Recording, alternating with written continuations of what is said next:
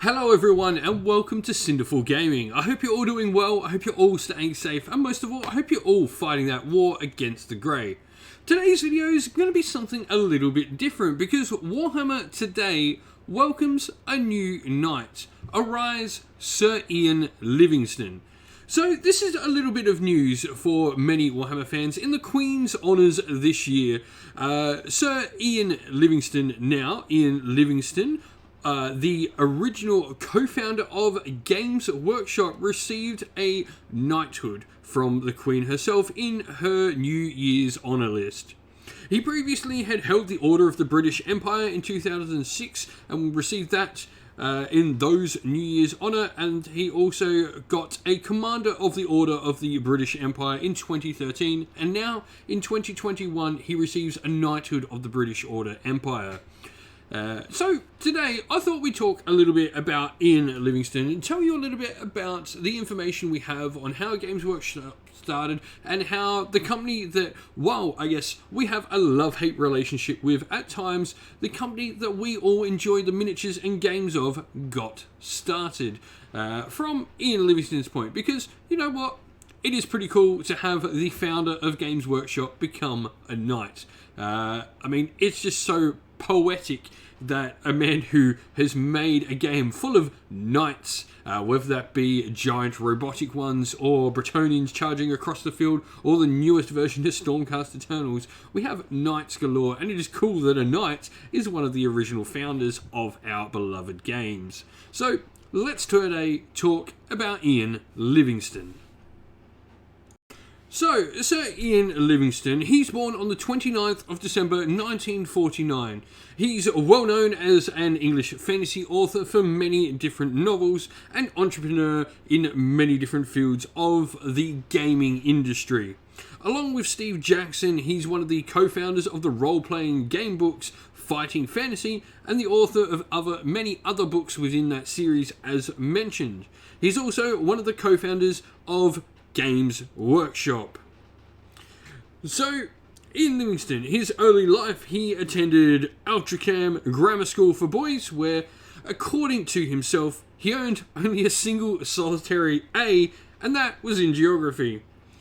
He's kept close links with this school over the years and continues to make close associates with the school that gave him his education, donating on multiple occasions to said school.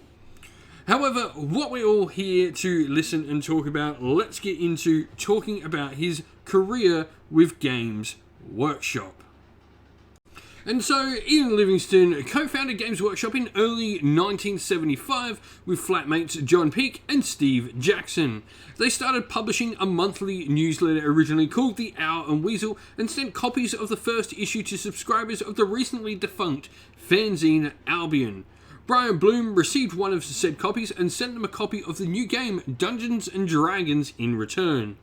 Livingstone and Jackson felt their game was more imaginative than anything being produced in the UK at that time, and so they worked out an arrangement with Bloom for an exclusive deal to sell Dungeons and Dragons in Europe. They began the distribution of Dungeons & Dragons and other TSR products later in 1975, and in the late 1975, Livingstone and Jackson organised their first convention, the first ever Games Day.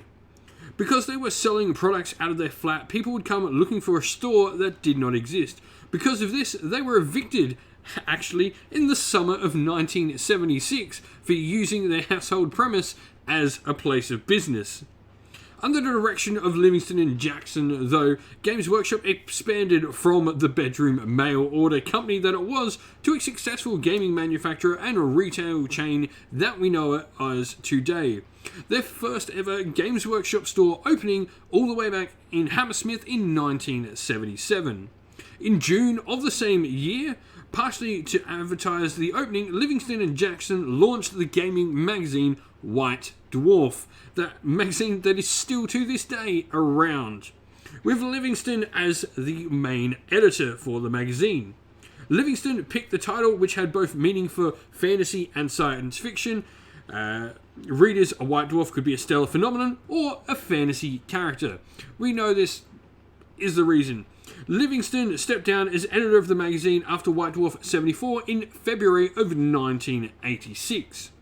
From here, in 1980, Livingstone and Jackson began to develop the concept of fighting fantasy gamebook series, the first volume of which, The Warlock of Firetop Mountain, was published in 1982 by Puffin Books.